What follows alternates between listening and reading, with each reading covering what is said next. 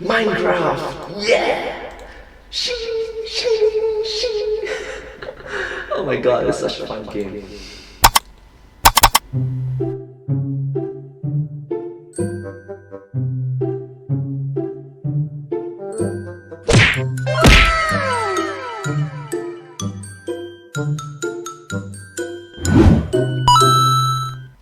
Hello everyone, welcome to this video and let's start! Here's a mini theory to start things off. Mini theory. Endermites. What are Bite they? size. They're the smallest hostile mob in the game, and they're one of the very few creatures to possess the moniker of Ender. But to me, the weirdest detail about them is that they don't get along with the Endermen. And the dragon, and the man, and the mice. When confronted with each other, they just attack. It's a strange little detail to include since so many of the other spawns in the end aren't hostile towards one another. But now, consider this. What if endermites are actually silverfish? The obnoxious little gray bugs that bother you up in the overworld. What if endermites are just silverfish who went through an end portal, or ate themselves a bunch of chorus fruit when they were out there in the end, or whatever? The proof here is actually surprisingly substantial. Cue up the checklist. Point number one, both endermites and silverfish are small. In fact, they're both so small that they'll suffocate to death in the sinking depths of soul sand. They're the only two hostile mobs where this sort of thing happens. Speaking of their size, not only are they both small, technically speaking, they're exactly the same size. According to Minecraft Gamepedia, both creatures are 0.3 blocks tall and 0.4 blocks wide. Coincidence? In fact, they're so similar that an early design of the endermites was just that of silverfish. You can just see it right here on screen right now. The design was eventually changed during Java Edition 1.8, but for a while there, the two looked almost identical. Now, I know what you're thinking. That just means that they're recolored assets. It doesn't necessarily make them the same creature, but think again. To understand exactly why, we need to look at the enchantment Bane of Arthropods. Enchantment Bane of Arthropods. If we're being honest, Bane of Arthropods is pretty lame as far as enchantments go. Sure, it increases your attack damage, but it only works when fighting against one of 4 very specific mobs in the game. And 2 of those mobs are spiders, so 50% are supposedly diverse creatures in this universe. And those 2 happen to be silverfish and endermites. Meaning that at the very least, they're in the same taxonomic phylum. AP Biology, what?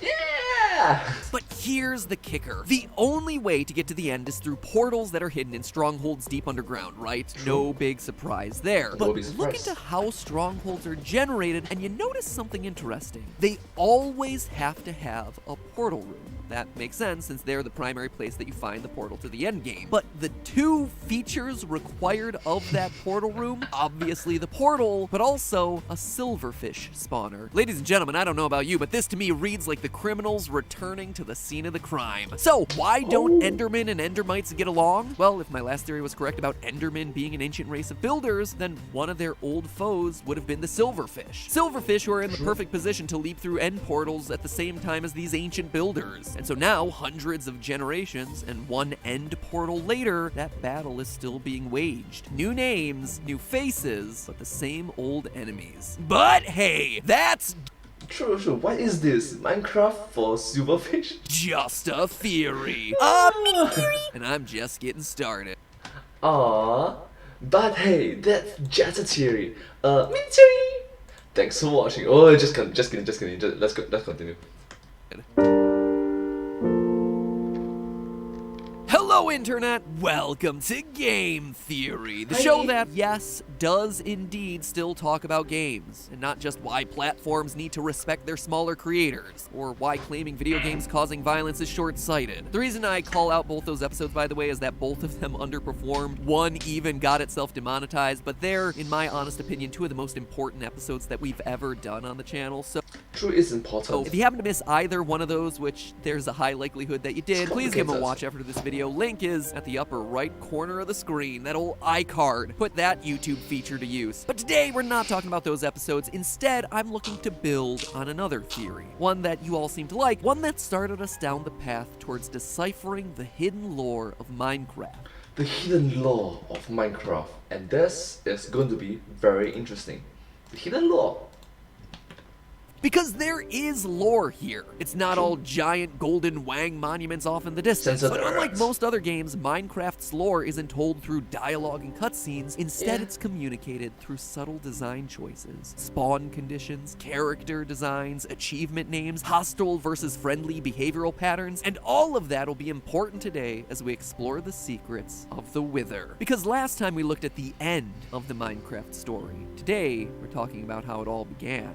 The beginning. So, in case you missed it, or just forgot, during my last major Minecraft theory, we tallied up the evidence suggesting that Endermen are actually an evolved form of an ancient race of builders. They speak English, they're able to hold rudimentary blocks, it would explain why strongholds are called strongholds in the first place, and why mysterious structures like underwater monuments and old mine shafts are left abandoned, dotted around the overworld when no other living creature in this universe has neither the ability to mine nor craft. The theory also explains the origin of end cities and why they contain abandoned chests full of supplies totally inappropriate for life in that hostile purple environment. Totally inappropriate. There's obviously a lot more, but you should just go watch that theory if you're interested. Link is in the didgeridoo. Anyway, one key element I was speculating about in that theory was what motivated this ancient race of people to wind up in the end in the first place. They seem like they were fleeing to it, but why? Curiosity? An accident? I ultimately conclude that it was to escape something. Some big threat that existed out there in the overworld. Now, obviously, the overworld is populated with zombies and creepers and skeletons, but that just doesn't seem like enough to warrant building out a massive underground fortress deep down near the bedrock. No, after doing the research, it's my belief that these ancient builders accidentally summoned the Wither, which proceeded then to decimate their established society. Oh my gosh, do you mean decimate the entire society? That's harsh. Killing them off by the hundreds until they somehow managed to flee to the end and escape. Now, why would I say this? Well, first and foremost, let's look at the achievement list, shall we? When we defeat the Ender Dragon, we get ourselves the End achievement. And that makes a lot of sense, right? It's the quote-unquote final boss of the game after all. It cues the end credits. You're in a place literally called the End. It's an achievement name that totally works. But for summoning the Wither, you actually get the exact opposite. The Beginning. Question mark. And then after its defeat, you get yourself the Beginning again, but this time it's with a period. It's a definitive statement that directly parallels how the Ender Dragon achievements are handled, but with one problem. The Wither can be summoned at any time, and it very often happens after the dragon has been killed. It's not the beginning of really anything in this game. I was tempted to think that maybe it's the beginning of a new adventure post-Ender Dragon, but again, that doesn't make a whole lot of sense since summoning and defeating the Wither is completely optional in the story. And if and when you do it, nothing much comes of it, really. It gives you a Nether Star, which, for as special and unique as that item is, just allows you to build a beacon that shoots lame buffs into the surrounding area. It's not all that cool, or all that meaningful. But hey, come on, bro. Come on. Can be improved, man. Can be improved. What if the Wither was the beginning in a different way? What if it's the beginning of the story for the ancient builders that started all this in motion in the first place? Look for a moment at the strongholds. They're buried super deep underground, like absurdly deep, and with literally no trace of their existence on the surface. They're like bomb shelters, or safety bunkers. But they're defending against what? Zombies? Creepers? I don't think so. You don't go to that extreme just to defend against a regular mob, but a fearsome creature like the Wither that spreads death and decay to anything in its sights? Absolutely. Especially since we know that the Wither flies and also destroys any block that it touches. Your best way to avoid a creature like this is gonna be by digging down, far below where it can reasonably follow. Exactly what we find with the stronghold placement. In fact, it would explain why the only remaining structures from these ancient builders on the surface of the overworld are underwater monuments, underground mine shafts, and secluded desert temples. They're the only structures that the Wither wasn't likely to touch and immediately destroy. True. It was unlikely. Like, okay, this is just a game, so don't think too hard, but still, the lore does make sense. And on that note, what's the key feature that exists inside of a stronghold? Well, it's a portal to the end. Now, we just established that the Wither can destroy almost any block that it touches. Almost any block being the operative word there. There are very few exceptions to things that it can destroy. Those exceptions include bedrock, command blocks, extended pistons, and end portal blocks and end portal frames. I don't know about you, but if my society is being decimated and I'm trapped in my underground bunker running away from this terrible beast that destroys everything it touches, I'm making sure that I'm building that last-ditch escape effort using supplies that are going to be wither-proof. We also can be sure that the Wither was known by the ancient builders. If you look closely at the chiseled red sandstone that was used as decorations in ancient buildings like desert temples and underwater ruins, you'll notice a hieroglyphic that clearly depicts the Wither.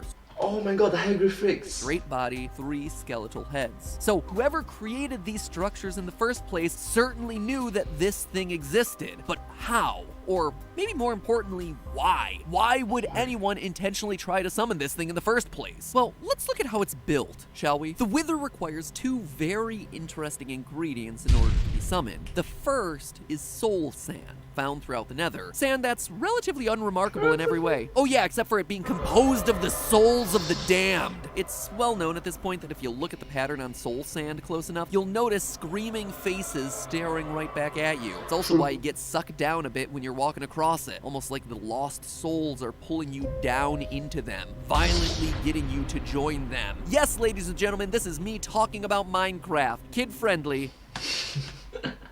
Minecraft, kid-friendly. Then the soul part, so... yeah.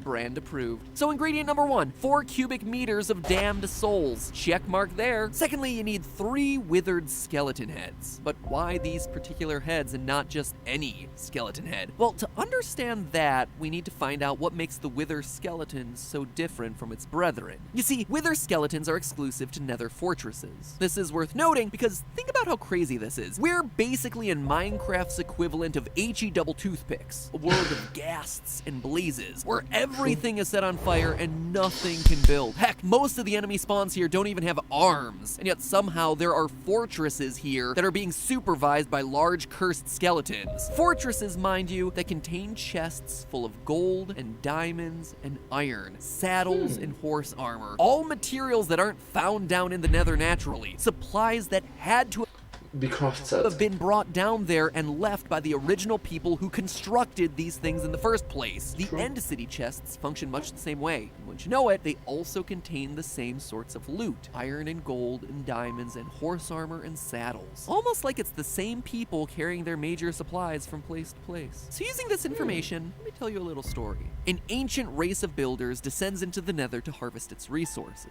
They construct fortresses down there to defend against the hostile environment and store their supplies. But over time, as is natural, some of their ranks die. The nether is a dangerous and violent environment after all. So they bury their dead in the ground, but they don't realize that this place works differently than the overworld they're used to. What little soft ground there is actually sucks the soul out of the dead bodies, giving rise to soul sand, and leaving these bodies as just an undead husk of what they once were. The wither. It produces a wither skeleton. Wither skeleton. An aggressive, charred group of bones that, as an undead, lives on to complete the purpose it was given when it was alive. Defend its fortress. Seeing all this, the Ancient Ones start to piece together an idea. If soul sand does indeed contain lost souls, and somehow gives rise to the skeletons of the dead, maybe there's a way to combine the two, and bring their dead friends back to life.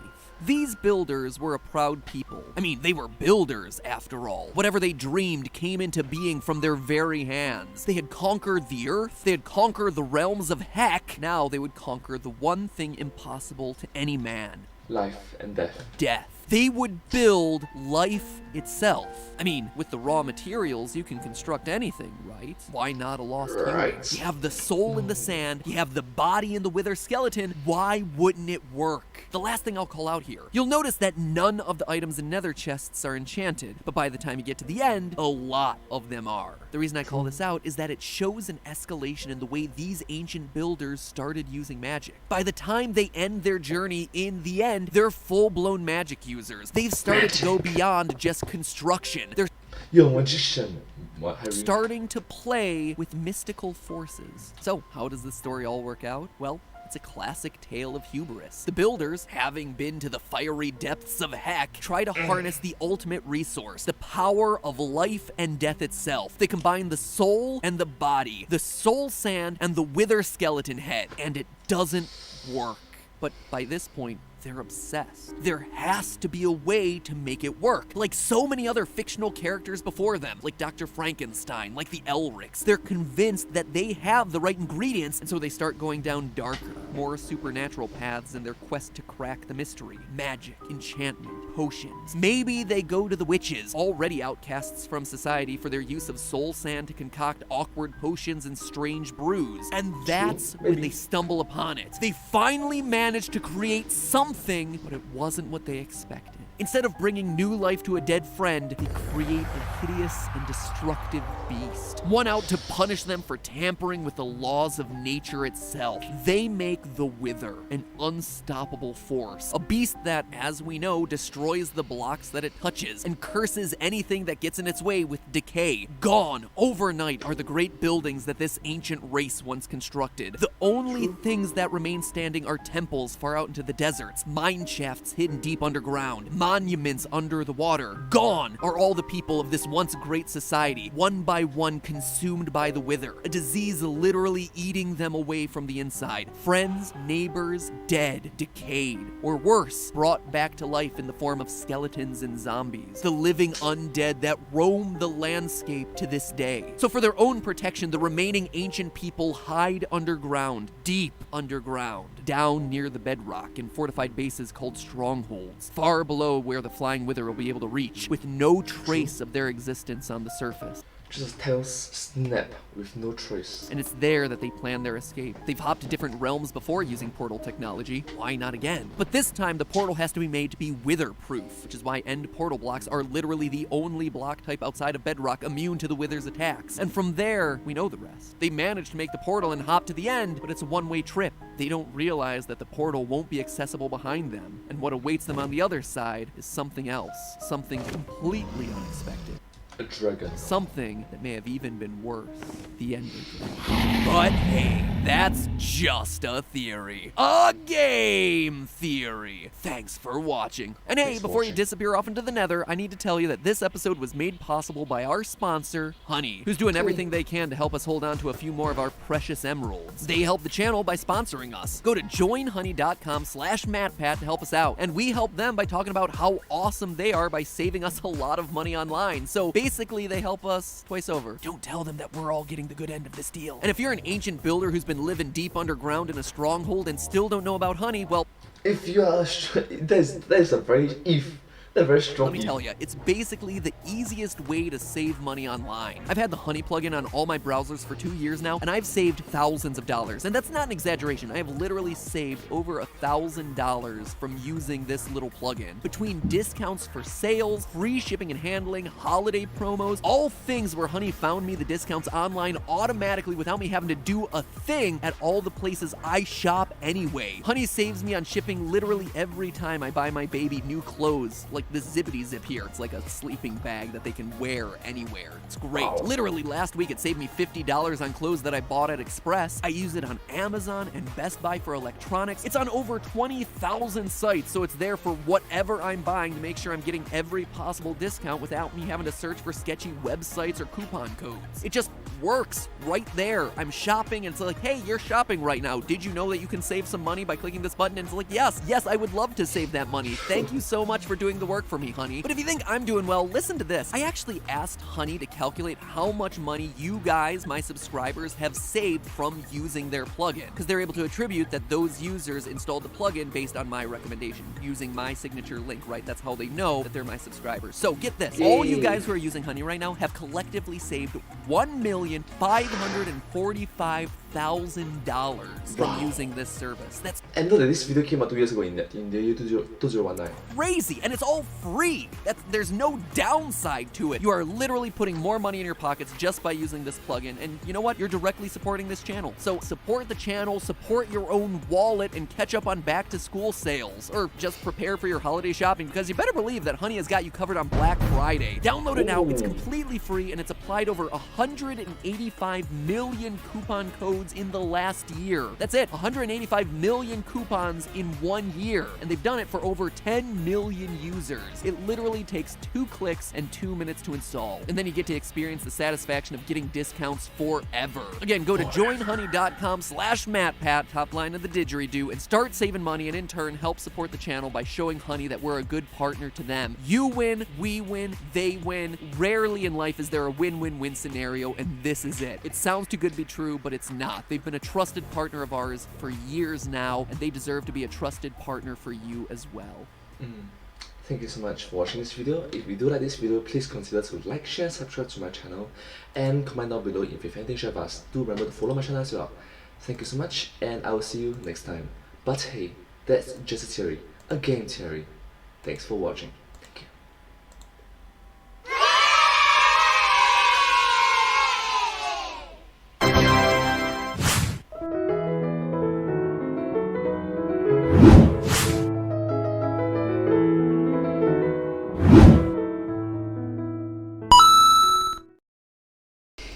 Thank you so much for watching this video. This video came out from the YouTube channel The Game Theorists. I'm a huge fan of their work and I hope that you will watch more of their videos. This video they just reacted to came from the year 2019 and it's about 2 years ago, so yeah. But having said that, sincerely appreciate that all of you are here. Thank you so much. Thank you. Hope to see you soon. Remember to like, share, subscribe, comment and follow. Thank you. Appreciate your support.